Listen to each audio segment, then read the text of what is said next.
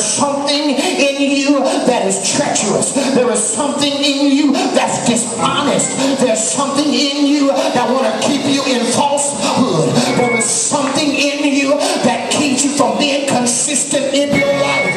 And the reason it is because you refuse to be transformed in your mind.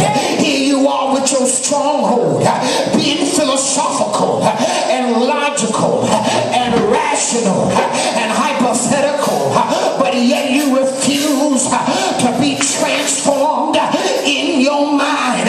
Somebody say yeah! Sit down in here.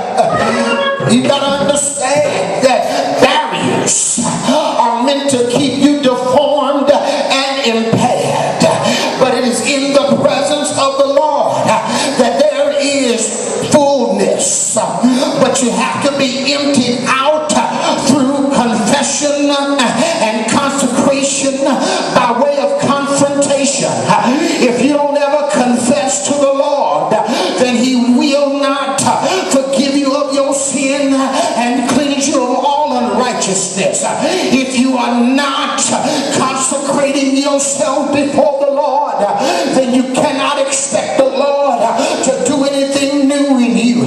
But you got to confront the things that are in your life. You got to get to the point where you say, Lord, I realize that I'm really messed up. Lord, I realize that I'm not living the way you want me to live, and I'm not doing the things you want me to do. But Lord, I know you're able. That's why worship is such a necessity, because worship will take you in to the presence of the Lord. And when you get in the presence of the Lord, it is there that God sees you for who you are. And when you're in the presence of the Lord, He doesn't condemn you for the things you've done. It's not like when you in the house of worship, when people say they need to sit down because I know where they've been and what they've done. Well, God knows where you've been, what you've done, who you've done it with, what time you did it, how you did it, where you did it, why you did it. You don't hear me, but you gotta learn to get in the place of worship where only God matters. You gotta learn how to press in to the presence of the Lord. I feel a moan coming here. And you gotta understand that it's not possible to be in the presence of the Lord and don't encounter change. You can't be in God's presence and still be the same, because there's something about Jesus that makes me feel all right. I don't know what it is, but something about Jesus brings a change in my life. Say yeah. I gotta let you know that this is where, when you're in His presence, this is where the course of your life is established.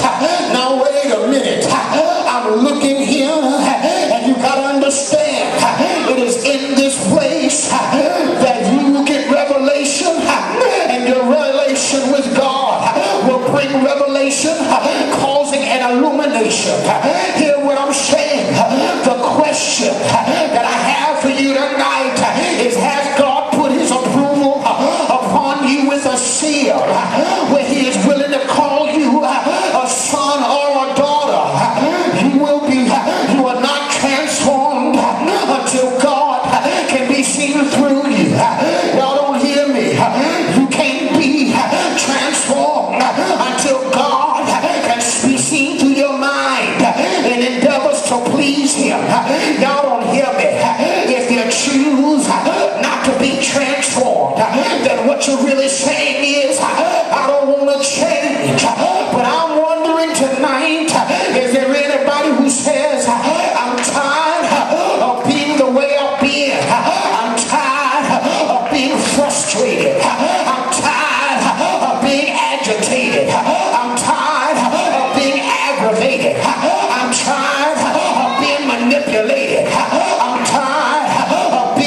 incarcerated. Y'all don't hear me? When I came to tell somebody that if you want power, you're going to have to be transformed.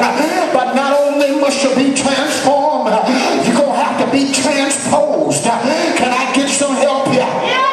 Well, to transpose means to put in a different place or order. It means to reverse. I gotta get you to understand something. Notice that God will change the order of your life or order the change of your life after a change. Y'all don't hear me? In other words, God will remove you from what you're familiar with to what is foreign. Y'all don't hear me? He'll take you out of a place of comfort and put you in a place of hardship.